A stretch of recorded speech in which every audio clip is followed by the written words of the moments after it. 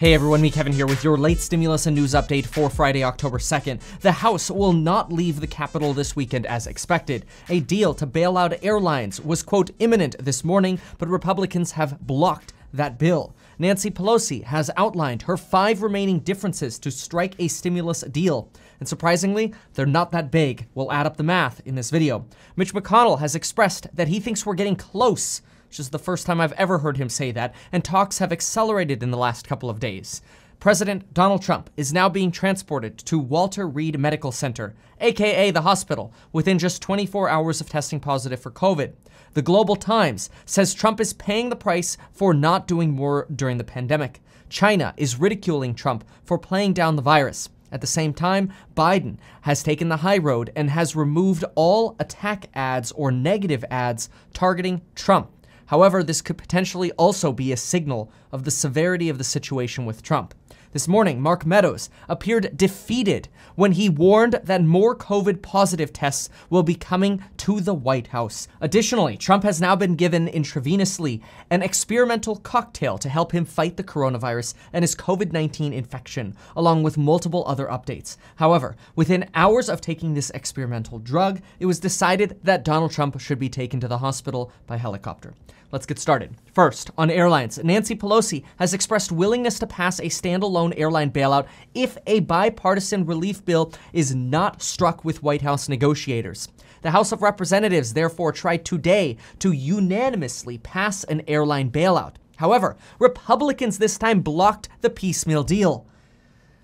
This is also a departure from Nancy Pelosi's usual approach of avoiding piecemeal options at all costs. However, she promised that something would get done as long as airlines prevented laying off workers.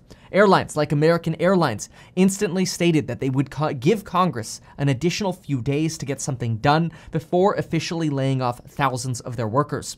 Nancy Pelosi, who tested negative for COVID, this morning stated that there are 5 main disagreements between her and Treasury Secretary Steve Mnuchin.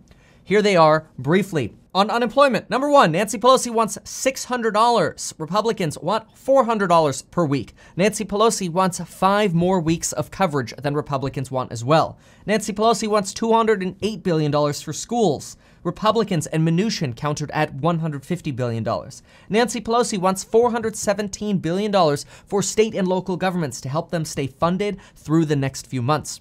However, Republicans only want to cover the actual costs incurred thus far, which are estimated to be around $250 billion. Number 4, Nancy Pelosi wants a $57 billion amount for tax credits, which Republicans have only offered $25 billion for. Number 5, Nancy Pelosi says a deal is coming together on funding for testing, tracing, and treatment, and that they are close on that. There was no mention of any differences left on stimulus checks. It seems that that is in complete agreement, and so are PPP funding and potentially EIDL grants. There was also no mention of the other issues, such as potentially the cannabis funding. We have not seen any issues for that yet. Realistically, if we add up the differences that were just mentioned by Nancy Pelosi, then we are within about $362 billion of a deal. That means Republicans are warming up to the figure of an approximately $2 trillion deal, which is Donald Trump's red line. Donald Trump says he does not want to spend more than $2 trillion, but he has frequently encouraged Republicans to come up. However, those on the further right side of the aisle are complaining that Steve Mnuchin, the negotiator for the White House, is a closet Democrat, which is exactly why we need Trump on board to help push Republicans to strike a deal.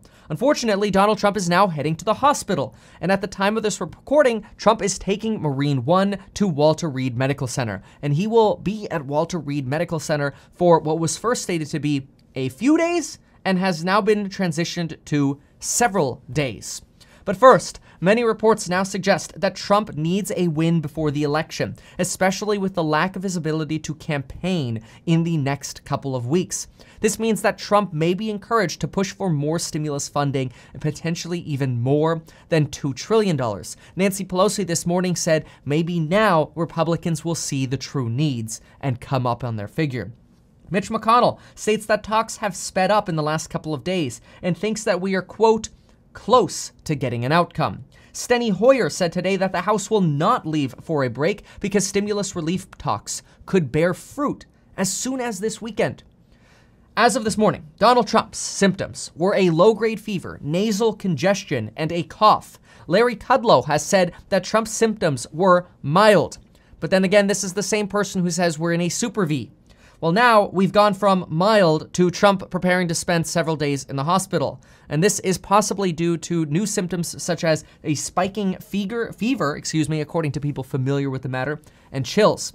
Also, Donald Trump just received a transfusion of Regeneron's polyclonal antibody cocktail. This stock is also now up in after hours. This is an experimental drug that has been used so far in about 275 COVID patients thus far, and has shown its greatest effect in patients who have not yet mounted their own immune response to COVID. This is potentially why they are giving this therapeutic option so early for Donald Trump, although Trump is already experiencing what appear to be substantial symptoms. At least substantial for how early in this process it is. Remember, with Boris Johnson and for most COVID patients, their symptoms don't actually get to peak severity until about day 4 or day 5, which is probably going to be sometime now that we have a little bit of a refined time frame between Monday and Wednesday of next week. The stock market has so far fallen additionally throughout the day. These are the stocks that were red, and you'll see the little after underneath. In after hours, you see that almost every single stock, with the exception of a few, is now in the red as well. At least all of the stocks that I track. All of the stocks that were up today are now red on this news of Donald Trump going to the hospital. By the way, remember, you could sign up for this app as well and get 2 free stocks when you deposit $100. Additionally, we are now hearing that Donald Trump arrived at the presidential debate on Monday too late to be tested by the Cleveland Clinic staff. This means they were relying on Trump's test probably from earlier that day or the day before. Also, Peter Navarro was asked if he had been tested, and he did not answer the question and instead ended his call with reporters. Donald Trump is currently taking zinc, vitamin D, famotidine, which apparently is a histamine blocker, melatonin, which is a sleep aid, aspirin, maybe to be used as a blood thinner to help reduce the risk of blood clots. Trump expresses that he is fatigued but in good spirits. That was as of this morning, but obviously now Donald Trump's condition appears to have worsened. Our First Lady, Melania Trump, remains well but with a mild cough and headache. Mark Meadows this morning stated that he expects additional COVID-positive cases coming out of the White House very soon. He also seemed defeated during the interview. Usually he's energetic. He seemed defeated. Try to look that interview up if you want to see it, but he was out of it. Chris Wallace, the debate moderator, chimed in and mentioned that the Cleveland Clinic offered masks to Biden's family and to Trump's family at the debate. Biden's family chose to wear the masks. Trump's did not. Further, Amy Coney Barrett, who has been in the Oval Office within the last week, has been diagnosed with COVID-19 earlier this summer, but has since recovered. However, it is possible to catch COVID twice. Also, New Jersey Governor Phil Murphy, in a briefing just this morning, urged everyone who's been, quote, in or around the Bedminster Trump event to self-quarantine and ultimately get tested. Additionally, Senator Mike Lee of Utah tested positive for COVID after visiting the White House. Additionally, Notre Dame President John Jenkins, who was at the White House Supreme Court announcement event on Saturday, was criticized for not wearing masks, and he was going around shaking people's hands. Well, he has also now tested positive for COVID. The president also had substantial travel plans over the last few days. In fact, I'm going to go ahead and pull up this chart right here, and you can quickly see some of Donald Trump's travels and his flight paths. He's been in Minnesota, New Jersey, Pennsylvania, Cleveland, Minneapolis, obviously in D.C. The most concerning, though, as of recently, is this October 1st event where Donald Trump had close contact with around 100 potential fundraising individuals. Also, on unemployment, these are the updated unemployment figures from the Bureau of Labor Statistics, and this is a chart directly from them. We talked about the unemployment numbers themselves this morning, but look at this chart and notice that this is a tally of unemployed workers not on temporary layoff. And this chart is in millions. And you can see here we've shot past 7 million workers, a substantial uptrend in just the last 6 weeks. The red indicates the uptrend on this map here.